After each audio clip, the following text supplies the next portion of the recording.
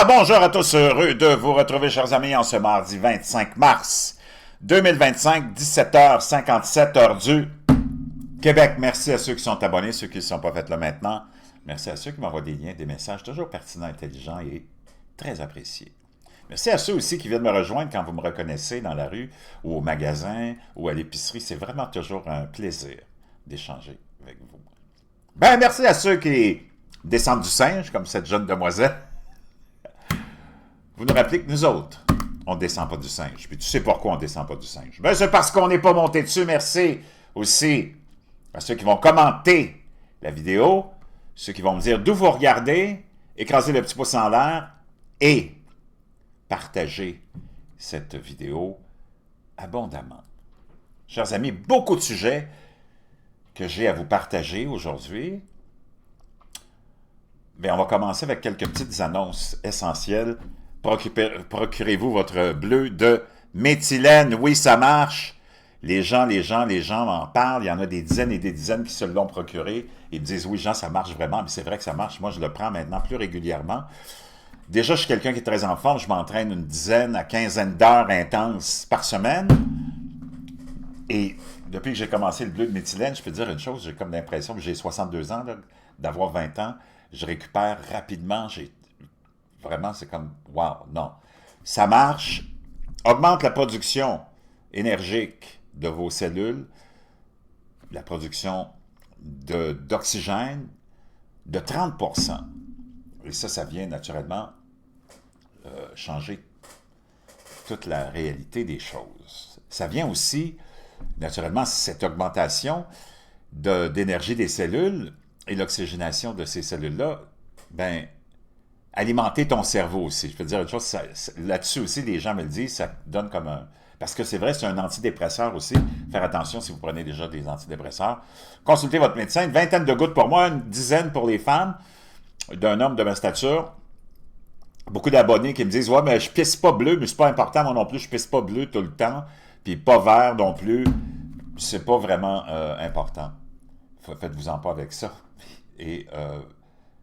vraiment extraordinaire. Beaucoup d'études aussi qui sont très prometteuses concernant le cancer, la maladie d'Alzheimer, le Parkinson et plein d'autres choses. C'est encore utilisé abondamment dans les hôpitaux, dans des cas d'empoisonnement au cyanure et au monoxyde de carbone. N'oubliez pas votre petit livre aussi si vous voulez être un homme et une femme vraiment, vraiment forts et forts pour faire face à la vie, parce qu'on ne nous prépare pas à faire face à la vie dans ce monde d'endoctrinement. Puis j'ai un petit clin d'œil à vous partager. On va aller écouter quelqu'un d'extraordinaire là-dessus. Donc, Make Your Bed de l'admiral McRaven, une leçon de vie, c'est facile à lire. Puis je peux te dire une chose, c'est extraordinaire. Ça va t'empêcher d'être comme la majorité de notre population maintenant qui est devenue, malgré elle, parce qu'elle est naïve, puis elle se fait endoctriner, puis elle n'est pas consciente de ça parce qu'elle est dans un état de somnambulisme. Ça va t'empêcher de devenir un androgyne stupide qui pète des confitis aux couleurs de l'arc-en-ciel puis qui est plus capable d'enfoncer un clou dans une livre de beurre à température pièce. On va aller écouter ce qui se passe dans notre monde occidental et tu vas comprendre pourquoi on a une population qui est aussi bête que ça maintenant. Ça, c'est le pasteur Voddie Baucham. Voici ce qu'il avait à dire. Et c'est vraiment peut-être la chose la plus importante que tu auras entendue de ta vie. We are losing somewhere between 70 and 88% of our children by the end of their freshman year in college. That's the children of evangelicals. Somewhere between 70 and 88% of them have nothing to do with spiritual things by the end of their freshman year in college. Now, let me give you the easy answer before we go into a more detailed answer.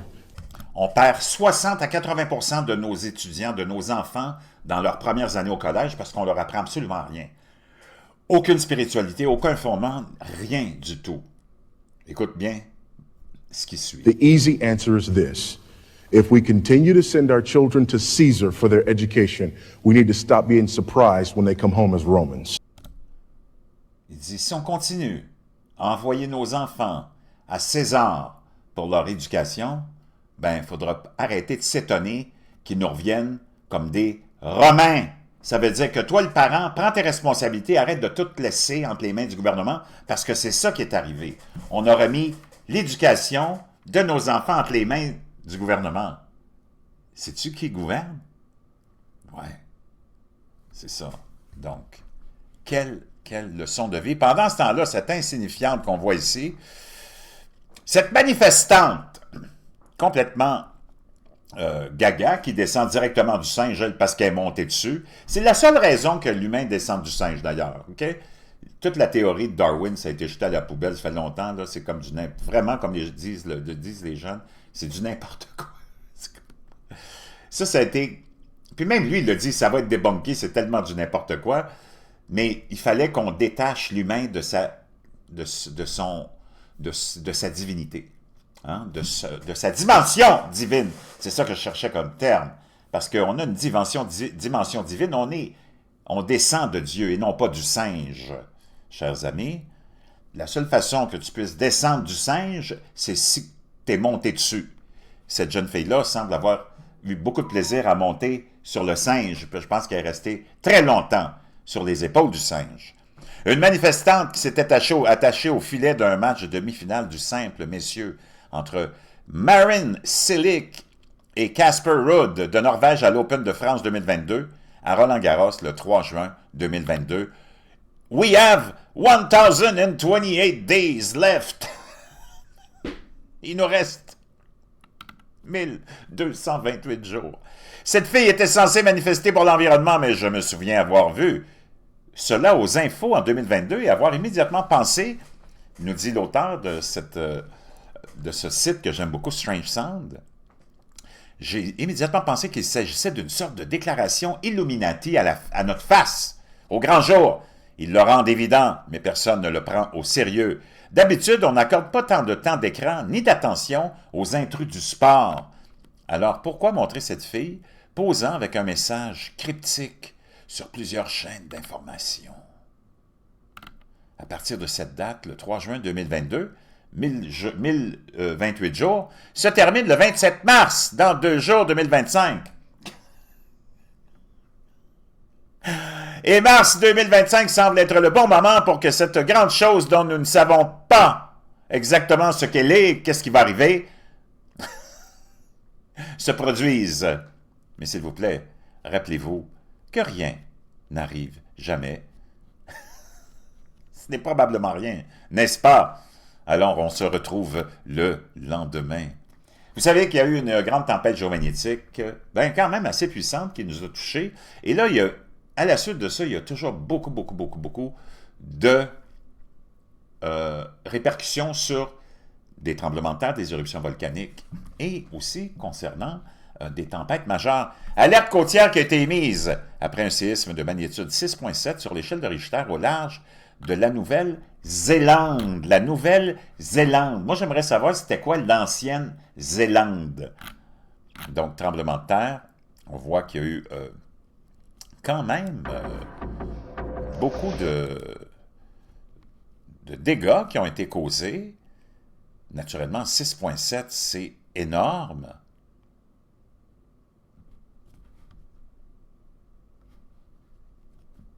Ou 6,8, pardon. Donc, c'est quand même assez puissant. Donc, un mystérieux morceau de glace tombe sur la tête de quelqu'un, dans le fond, d'une façon de parler, mais un mystérieux morceau de glace tombe du ciel et s'écrase sur une maison en Floride. La Federal Aviation Administration affirme que l'énorme morceau de glace de 1,8 mètres ne provenait pas d'un avion. Parce que souvent, tu vas avoir ces histoires-là de morceaux de glace qui tombent du ciel. C'est fréquent, on en a déjà parlé ici, ensemble. Ça peut des fois provenir d'un avion. Chunk of ice punched through the metal roof of a Palm Coast home on February 3rd and landed in the family's living room. Wow! Il est tombé dans le salon de cette maison, ici, où on peut voir ce morceau de glace qui est tombé dans la maison. Imagine-toi, un mystérieux morceau de glace. Le mystère continue, un morceau de glace de 1,8 mètres. Ça fait comme un petit peu biblique, n'est-ce pas? New details into a mystery crash landing. Remember this home in Flagler County where a chunk of ice fell through the roof? Well, now the FAA says it did not drop from an airplane. Fox 35's Randy Hildreth is joining us live tonight. So, Randy, do we know where this thing came from? Yeah, good evening to you both. That is the question that I have been asking everyone, from aviation experts to weather experts, even some. Elle dit, donc la FAA a confirmé que ça venait pas d'un avion. Là, on essaye de comprendre d'où provenait ce morceau de glace. The neighbors in this community, where did this ice come from? The massive ice chunk mystery in Palm Bay still confuses neighbors. What do you think happened? I don't really know. The FAA originally thought the 6-foot chunk fell off a passing plane that had a leak.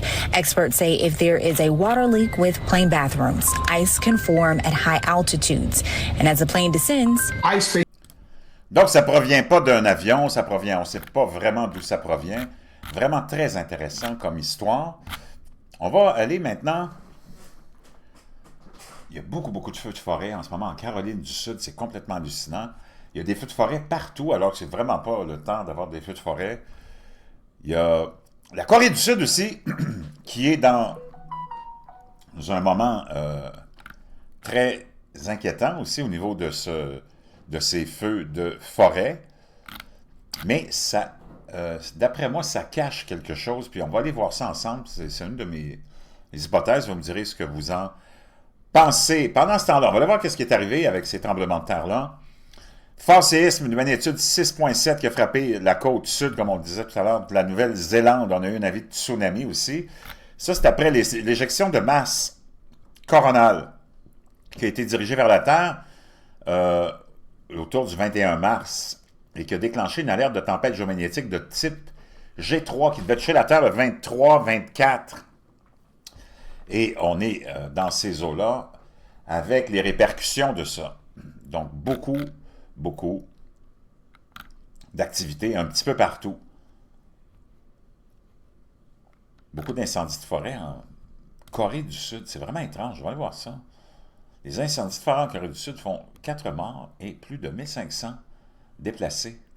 Plus de 30 incendies de forêt ont éclaté en Corée du Sud depuis le 21 mars, donc ça fait quelques jours, faisant 4 morts et brûlant plus de 15 568 acres ou 6 300 hectares de terres résidentielles et forestières. Ça m'amène à la Caroline du Sud. On va aller voir ça.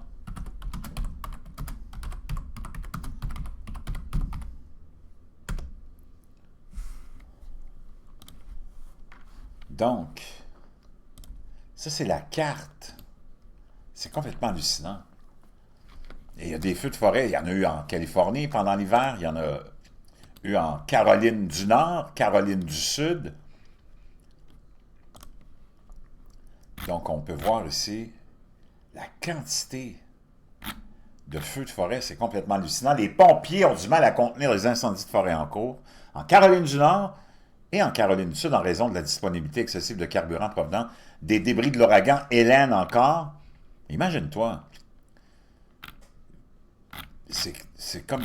Ça n'a aucun sens, tout ce qui est en train de se passer. Ça m'amène à la nouvelle suivante. Et vous me direz ce que vous en pensez, puis je vais revenir avec... Je vais vous faire une autre publication. Après, là, je voulais juste qu'on fasse le tour un peu de ces nouvelles climatiques et cataclysmiques qui vont aller en augmentant. N'oubliez pas, samedi 29 mars, au Québec, en Europe aussi, c'est peut-être pas tous les pays d'Europe, mais je ne sais pas lesquels, vous pouvez faire une recherche. Il y aura une éclipse solaire partielle à 6h35 autour de le matin qui va être visible du Québec si le ciel est clair. Donc vraiment hallucinant. Une autre éclipse solaire, celle-là partielle, mais c'est très spectaculaire. Donc on a beaucoup d'événements célestes depuis l'année dernière. C'est complètement peut-être des signes de choses qui s'en viennent, on le sait, que tout ce qui est céleste, ça a un impact direct. Le Pentagone toujours perplexe face à l'aggravation du drame des drones. Ça fait longtemps que ça dure. Ils sont vus partout, pas seulement aux États-Unis, mais un peu partout dans le monde. Et c'est des drones qui ne sont pas des drones de loisirs. Des objets dotés d'une technologie de pointe continuent de survoler en toute impunité des installations militaires sensibles et des infrastructures critiques. Malgré les capacités d'imagerie et de capteurs avancés du Pentagone, la nature, la fonction et l'origine de ces engins énigmatiques demeurent inconnus, ce qui soulève de nombreuses préoccupations urgentes en matière de sécurité nationale. Dans des interviews accordées à 60 Minutes plus tôt ce mois-ci, 2 généraux 4 étoiles de l'armée de l'air récemment retraités et le commandant de l'armée de l'air supervisant la défense de l'espace aérien nord-américain ont admis à contre-cœur que les drones qui ont survolé de manière spectaculaire des actifs militaires clés ces dernières années restent un mystère déroutant. Le sénateur Roger Wicker, qui est du Missouri, un républicain président de la commission des forces armées du Sénat, a déclaré à 60 Minutes que bien qu'il soit au courant de briefings classifiés au plus haut niveau, le Pentagone et les conseillers à la sécurité nationale sont toujours mystifiés par les incursions répétées. Il n'y a comme rien qui est fait, rien qui peut être fait. Donc, mon hypothèse, c'est que peut-être on est dans une guerre maintenant qui nous touche directement sur le continent nord-américain avec ces drones-là. On le voit en Ukraine, on le voit en Russie, dans cette guerre-là, et on le voit avec les Houthis aussi, et plein d'autres conflits. Les drones sont devenus, on l'a vu avec les Iraniens aussi contre Israël, sont devenus le nouveau visage des conflits et des guerres. Et moi, je me rappelle qu'au mois de décembre, il y a beaucoup d'élus américains qui disaient que c'est un vaisseau-mère iranien qui est en haute mer et c'est de là d'où partent les drones. Donc, est-ce que les États-Unis sont sous attaque puis ils ne veulent pas le dire à leur population? Parce qu'on a dit que c'était même des drones qui sont de la dimension d'un véhicule utilitaire. Là, tu n'es plus dans le domaine du loisir. Et c'est plein. Il y en a des cinquantaines, des centaines. Et encore tout à l'heure, je vais te partager dans ma prochaine publication où je vais revenir sur l'histoire des pyramides et de ce qu'on a découvert en dessous, ce qui est fascinant. Mais je vais revenir aussi avec plein d'histoires mystérieuses, de lumières bizarres qui ont été vues en Angleterre et ailleurs dans ces dernières heures, qui semblent être des portails, mais qu'on attribue à SpaceX. Mais c'est complètement hallucinant. Je peut-être les ai déjà vus, mais je vais revenir là-dessus. Mon petit doigt me dit que la guerre s'est déplacée sur le territoire américain. Wow! Et que ces feux-là que tu vois, c'est une forme d'attaque. On ne veut pas aller attaquer directement, naturellement, des installations militaires, parce que ça serait trop évident, mais tu t'en vas déclencher des incendies partout, provoquer des incendies, des explosions un peu partout. Tu regardes ce qui se passe avec les supposés manifestants anti-Elon Musk qui détruisent les concessionnaires Tesla, qui détruisent les propriétaires de voitures Tesla et leurs voitures, les bornes de recharge. C'est tout du monde qui sont payés, en plus, ces gens-là. Qui paye ces gens-là? Ben, c'est les ennemis des États-Unis. Tu n'as pas besoin de chercher vraiment de midi à 14 heures. Ce qui se passe en ce moment, là, mon petit doigt me dit que c'est la guerre qui est rendue sur le territoire américain. OK? Donald Trump, n'oublie pas, il est populaire chez lui. Il n'y a jamais eu un président aussi populaire que Donald Trump, que tu l'aimes ou pas, c'est pas vraiment important, là. Donald Trump, il est vraiment populaire. C'est comme, wow, tu peux même pas imaginer la popularité de ce gars-là. Au sein de la population normale, celle que